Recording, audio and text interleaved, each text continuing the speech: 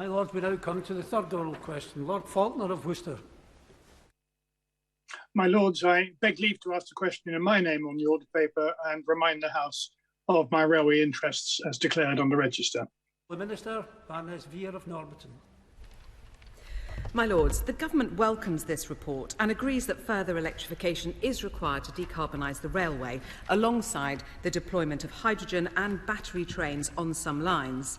In the last 3 years, we have completed almost 700 miles of electrification in England and Wales, and we will continue to do more. Faulkner of Worcester. My Lords, I welcome that answer. The Railway Industry Association report is indeed excellent, and the case it makes for a rolling programme of electrification is unanswerable. Can the Minister confirm that the Government is committed to decarbonising the railway by no later than 2050?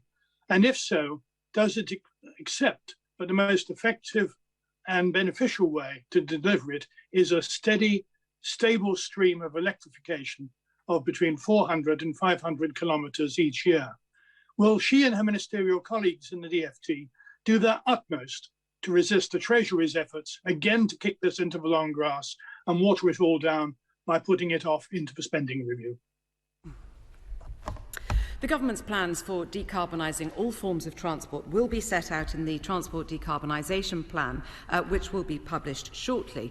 But the Noble Lord is quite right that the best way to make a most effective use of the supply chain is to have a rolling programme. That is why electrification projects are included in the Rail Network Enhancements Pipeline. That was last published in October 2019, and it will be updated in the near future. I take his point about the Treasury, but it is also the case that we must be prudent and stay within the funding envelope that we have available.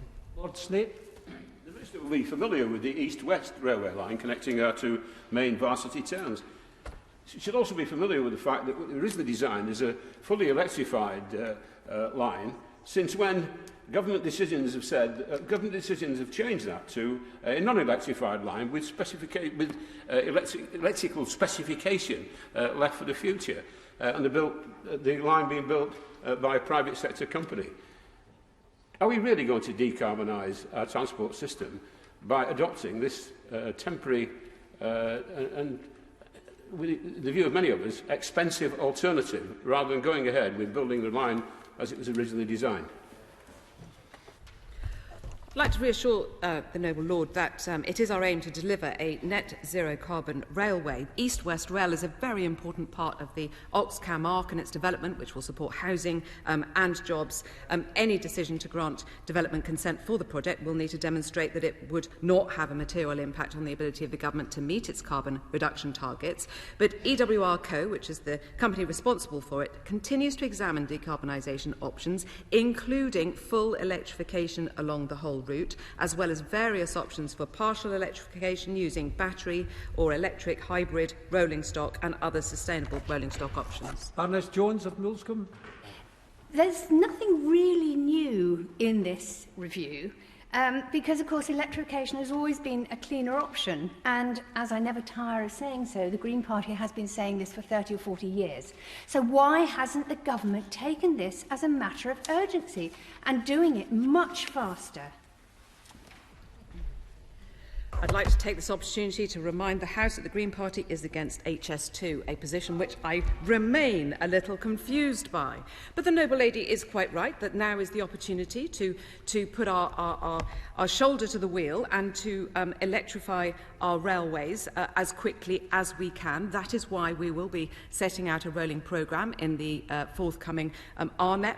That is why we take great heed in what was written by the Network Rail-led Traction Decarbonisation Network Strategy. That's not government policy, but it's got some very important conclusions therein, which we are looking at and will be putting them in the Transport Decarbonisation Plan. John of Cookham.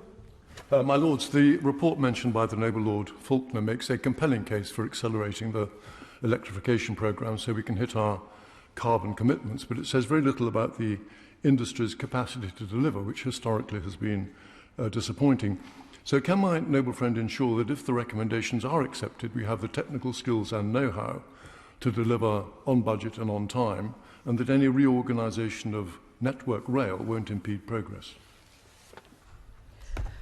My noble friend is quite right, and indeed the Rail Industry Association report in 2019 set out that one of the root causes of the challenges with electrification is the 20-year hiatus that had previously occurred in the electrification projects, which led to a loss of specialist knowledge. But what we are doing is we are looking at the supply side of this in order to bring forward this rolling programme of electrification. And I'd specifically point my noble friend to the Traction Decarbonisation Network Strategy, which has quite a lot of information about the supply side. We are confident that if we have the right programme in place, that we can not only use the existing supply side skills and expertise, but we will be able to grow them for the future. Alice Randerson. Does the Noble Lady the Minister agree that all the options in this report are better than diesel, which is just as bad as diesel cars for the environment and for health?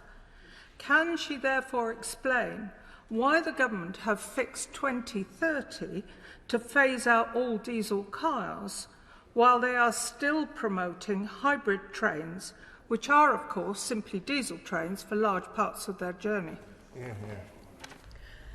The noble lady will be well aware that decarbonisation of different modes has to happen at different speeds. The reality is, for example, on the railway network, freight is a particular challenge because, of course, it needs much higher levels of energy to pull freight cars along. And so, therefore, it is right that we look at each mode and try and decarbonise each mode as quickly as we can, and that is what we will be setting out in our transport decarbonisation plan. Alice McIntosh of Pickering. Would my noble friend agree that had there been some diesel trains operating on the East Coast Main Line, there would have been a greater number of trains operating, given the recent problems with the cracks? The electric trains can operate from any power source. Which power source does the government intend to use for electric trains?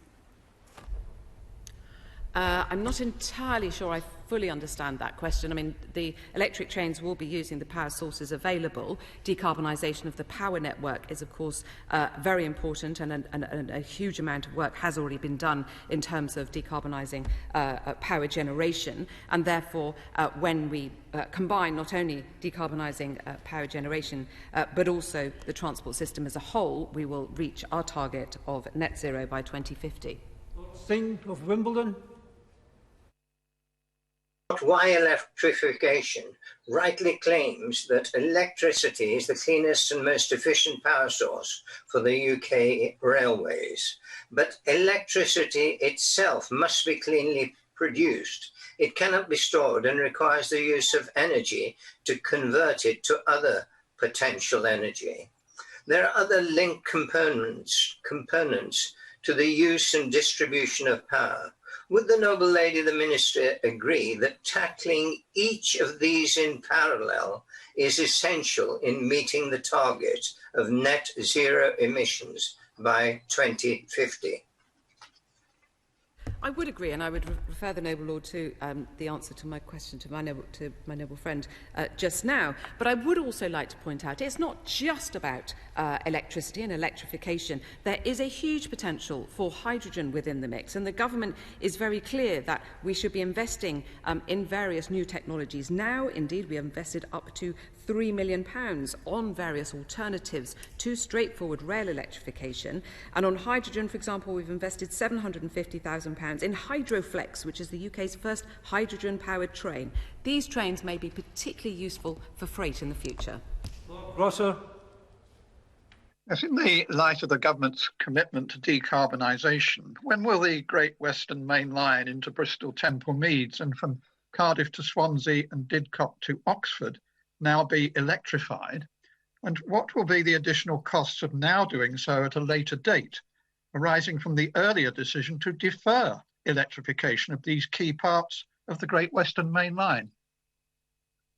The Great Western Electrification Programme is now substantially complete. However, I do recognise that there are some parts of the network that will still need to be electrified. As with all projects within the rail system, each one is looked at from the bottom up. An analysis is undertaken, development work is done, and if it meets value for money and it is affordable, it will go into the RNEP system and therefore be done in due course. Bradshaw.